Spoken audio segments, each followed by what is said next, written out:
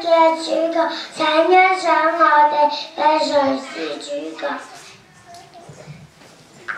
而家係12月，但係冇咁開心。自從大灰狼食咗大話小孩嘅藥。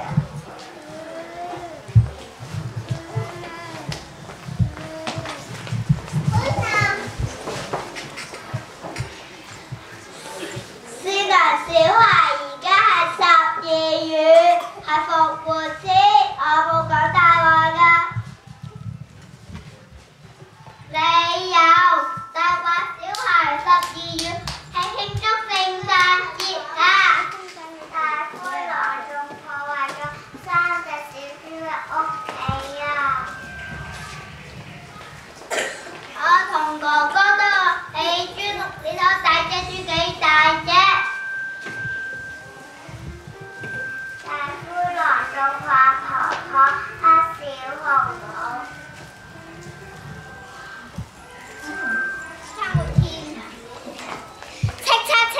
以後我攞張相嚟睇下你個鼻有冇高度，你塊面有冇尖度，你對眼有冇大度，你啲頭髮有冇灰度，就知道你係咪大灰狼啊！大灰狼有嚟破壞聖誕節啦！點解聖誕老人仲未嚟㗎？唔該。善良小孩，因為善良小孩你唔乖，我冇講大話㗎，唔乖，聖誕老人就唔嚟㗎啦。你有，善良小孩好乖，善良小孩都有幫其他小動物起磚屋，我哋好乖。點解聖誕老人仲未嚟㗎？你哋知唔知啊？你哋唔知，我就知咧，因為大灰狼去捉咗聖誕老人啊！救命啊！救命啊！你點解要捉聖誕老人啊？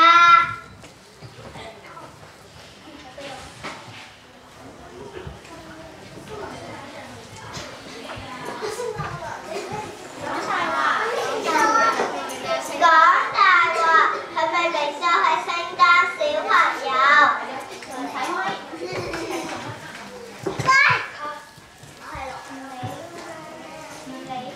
唔理佢係邊個，我哋都要救佢。點解你要捉聖誕老人啊？因為我諗一個好難嘅問題，我撩下聖誕老人，如果佢答錯問題，要留喺呢度陪我玩，唔准快嚟嘛。係咩問題呀？如果我哋答啱咗，你就要放咗聖誕老人啦。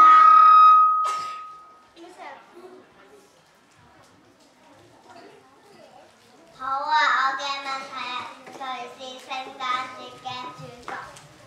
好簡單，係我聖誕老人，因為聖誕歌都係同我有關嘅。係咩問題呀？如果我哋答啱咗，你就要放咗聖誕老人啦。等一陣，係小天使啊！你哋除咗唱聖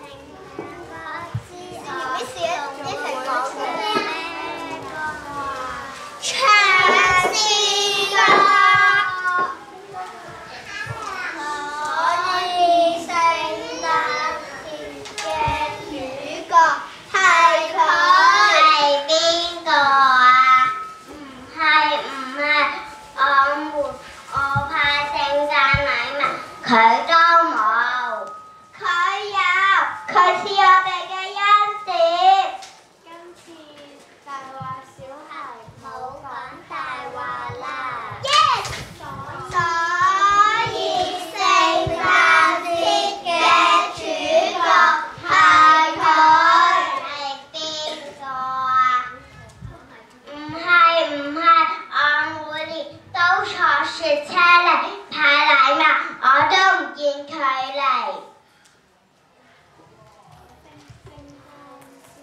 就係慶祝佢嘅同埋慶祝佢嘅來臨，就好似慶祝復活節係慶祝佢復活一樣。仲有你每年到來，但係你每年聖誕節之後多日，佢係無處不在㗎。佢喺我哋嘅心入面。係啦，佢講得啱，只要我哋打開心入面嘅門，佢就